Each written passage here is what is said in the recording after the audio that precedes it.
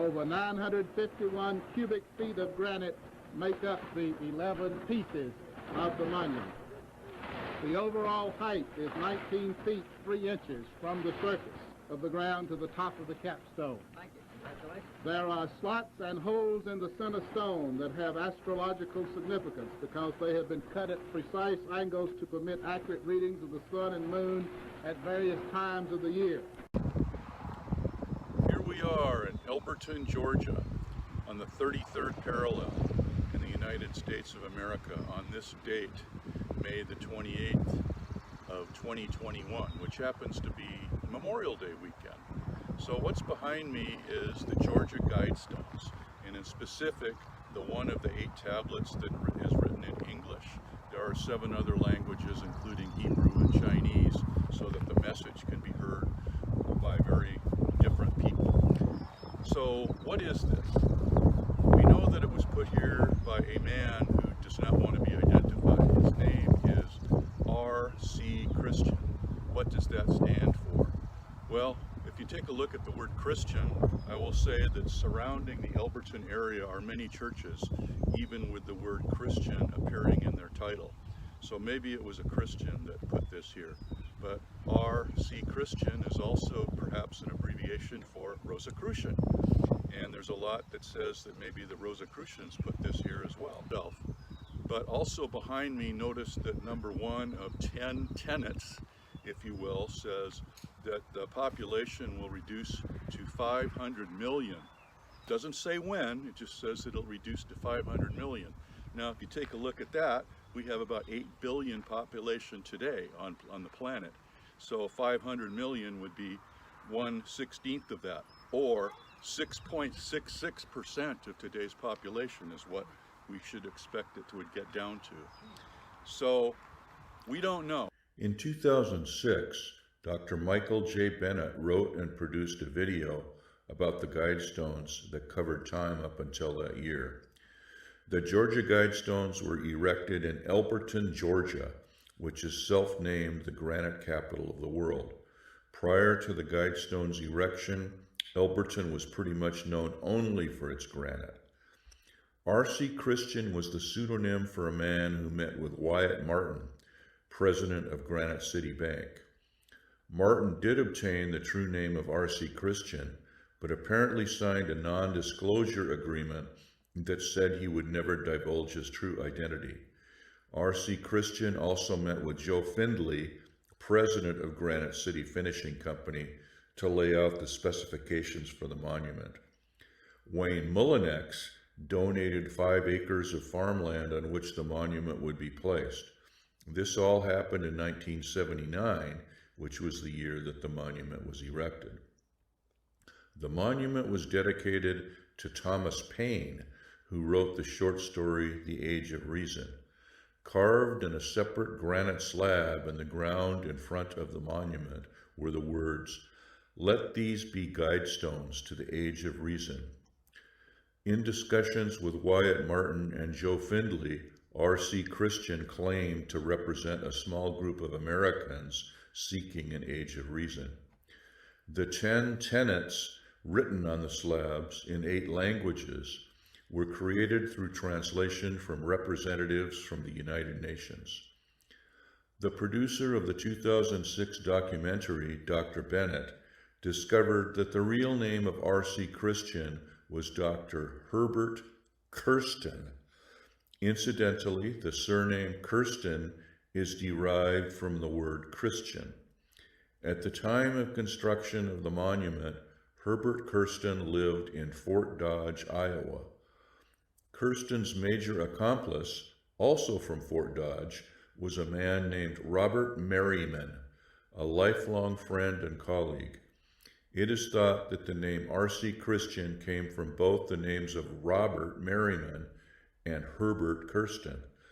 Another man, Dr. Robert Shockley, influenced both and may have been involved in funding the project. Shockley was a Nobel Prize winner and a white supremacist who endorsed David Duke during the 1970s. Kirsten was a member of the Fort Dodge Catholic Church and even left $400,000 to them in his will. However, those who knew him divulged that his views disagreed with those of the church. The triumvirate of Kirsten, Merriman, and Shockley were likely those behind the words and thoughts of the Guidestones, as well as the funding. Although at least Kirsten pretended to be Christian, the actions of the three men did not seem to represent a Christian movement, but rather something of an anti-Christian movement. On his headstone at the cemetery in Fort Dodge, Kirsten was entitled as a physician and conservationist. This is similar to Bill Gates being known as a scientist and philanthropist.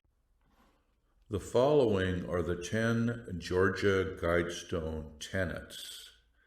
Number 1, maintain humanity under 500 million in perpetual balance with nature. This means all other tenets tie back to number 1, which represents depopulation. Number 2, guide reproduction wisely, improving fitness and diversity, which could mean that the mRNA vaccination allegedly inhibits sperm production in males over time. Also, it could mean that the promotion of abortion via Roe v. Wade has been accelerated. If the populace disagrees, then instill violence to assist in compliance through organizations funded through foreign means. Number 3, unite humanity with a living new language.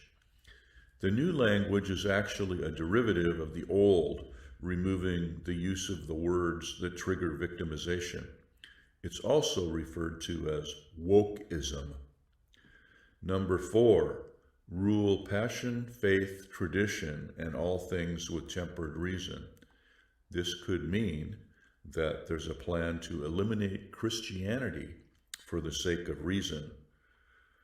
Number 5, protect people and nations with fair laws and just courts, which could mean to let tyrants from foreign lands fund the campaigns of crime-friendly judges to ensure their election. Allow migrants to infiltrate government elections. Number 6, let all nations rule internally, resolving external disputes in a world court, which means let globalism drive planetary laws under the guise of the World Economic Forum and the World Health Organization. Number 7, avoid petty laws and useless officials, which means criminals should not be punished under most circumstances and could be considered victims.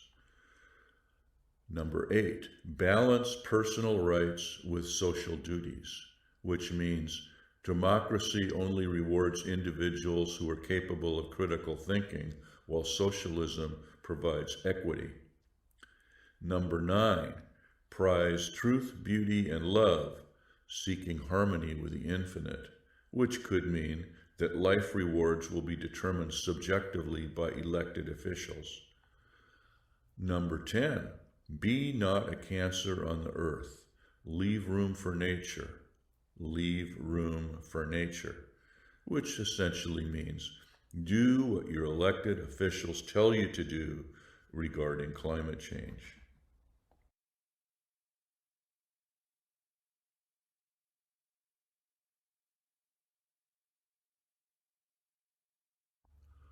Why were the Guidestones destroyed? There are multiple reasons why the Guidestones may have been destroyed. It's clear that some residents of our country did not like the Guidestones as a monument, as they believed it represented Satanism. Others believed that the monument was an edict of the New World Order, as visualized by those invited to the World Economic Forum yearly in Davos, Switzerland. Many despise the New World Order, so someone from that demographic may have been the culprit. One person in particular, Candace Taylor, who made an unsuccessful bid for Georgia governor, losing the gubernatorial primary in May of 2022, listed the destruction of the Guidestones as one of her top 10 priorities should she be elected governor. In fact, she spread her feelings through Twitter. Ms. Taylor referred to the Guidestones as a demonic monument in an emailed statement to a select group of Georgia residents. Also, a Franklin County pastor, Clint Harper, asked for the monument to be destroyed only 1 month before it was actually destroyed. Another theory is that the Bible predicted the earth would have the sixth near extinction event and a new civilization would begin. And these 10 tenets would be the new 10 commandments as society would grow into a different stage of evolution. An interesting note regarding the cleanup of the rubble. It only took 2 days to clean up the granite remnants. Did the county know that the destruction had been planned? One final note on the destruction. R.C. Christian had indicated that there was a time capsule buried 6 feet under the headstone that should be opened at the right time. However, those who cleaned up the rubble dug a hole 7 feet deep and found nothing. Moving forward, what have we learned from the 53 years of living with the Georgia Guidestones? We know that someone or some group decided it was important to spend a small fortune to erect a monument to garner attention. The location of Elberton was chosen because it was on the 33rd parallel and was known for its granite. Thus, it would be relatively simple to procure the granite and carving and then move to the donated farmland. We know that the men involved were connected through Freemasonry, the Rosicrucians, and perhaps even Satanism. The 10 tenets carved in 8 languages were not Christian at all. But the 10 tenets are similar to the 10 commandments of the Bible. It is likely that their thoughts were that we needed to have a new 10 commandments for the new world emerging. Nothing will ever replace the 10 commandments that have been etched in the Western human souls for over 2,000 years. For those of us who do not believe in the 10 tenets of the Georgia Guidestones, as we don't savor the prospect of reducing the world population by 92%, perhaps we can work with a different set of guides or principles that might better help us evolve from the dystopian world in which we currently reside. The commandments themselves dictate those actions which we should not do. These principles encourage different positive behaviors that could be harvested to assist in uniting the divided. Those are: pioneer change, navigate safely, communicate truth, incorporate history, lead magnanimously, work diligently, maintain balance, show care, develop ideas, solve creatively, cultivate relationships, strengthen emotions. While all of us are already strong in at least one of these, we could take one step forward by working on just one principle in which we might be lacking, making that characteristic stronger, thus making ourselves slightly more cohesive as we march down our current path.